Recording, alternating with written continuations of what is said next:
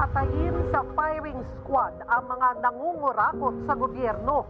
Yan ang panukala ng isang mambabatas para raw matuldukan na ang korupsyon sa bansa.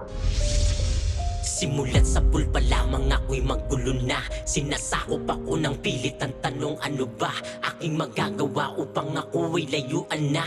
Mga dayuhan tila ako'y pinaglaruan na. Naging alipin sa bayan, dumarami ang sakim. Ako'y pinaglaban, ngunit sila'y natalo din. Mga bayani kung lumaban, nagbuwis ng buhay. Mga kapwa Pilipino ang tunay na kaaway. Sino dapat tumupo? Teka, sinong malakas? Kapag mahirap sa Pinas, di kilala ng batas. Sa bayan ko magnanakaw, disente nakabarong. Kapag mapera ka dito, bihira kang makulong. Yan ang lagi kong tanong, sino dapat sumagot? May ebidensya kompleto pero walang managot. Mga may sala ay malaya, kaya parang dito tama. Pilipinas ang pangalan ko at parang di na yata. Pilipinas pa ba ko o parang ang hindi na yata? Pinipilas ang puso ko, bakit di kayo naawa? Tignan nyo na lang ako, mula noon walang asenso. Sanay kasi kayong mga mali pag nagproseso. Tignan nyo na lang ako, mula noon walang asenso. Sa lapi sinasamba, parang di na makatao. Tao na yung mukhang pera, pera na yung makatao. Kung ako ay naging tao, kayo ikahihiya ko. Kung ako'y ganap na tao lang at nagsasalita, mumurahin ko kayo harap-harapan sa mukha. Mga hindi na nahiya, kalahi pinagkaluno. Basta usapan ay pera, kahit na pumatay kayo. Handang gawin lahat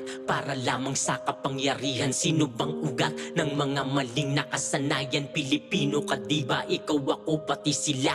Bakit di magtulungan? Ang tanong ko, bakit ba ang pera di madadala kapag ikaw ay nasa hukay? Handa kang pumatay para lamang merong mabuhay. Ako to si Pilipinas, sa inyo nakikiusap. Hinain ko'y dinaan ko lamang to sa pangungusap. Sanay inyong pakinggan, sanay inyong damahin. Ingatan nyo isa't isa at ating mga lupain. Darating ang panahon, lahat ng yan mawawala. Kasama ko kayo at lahat tayo mawawala. Pilipinas pa ba ko o parang ang hindi na yata? Pinipilas ang puso ko, bakit di kayo naawa? Tignan nyo na lang ako, mula noon walang asenso. Sanay kasi kayong mga mali pag nagproseso. Tignan nyo na lang ako, mula noon walang asenso. Sa lapi sinasamba, parang di na makatao. Tao na yung mukhang pera, pera na yung makatao. Kung ako ay naging tao, kayo ikahihiya ko. Paanong matitigil ang pangungurakot sa kaban ng bayan?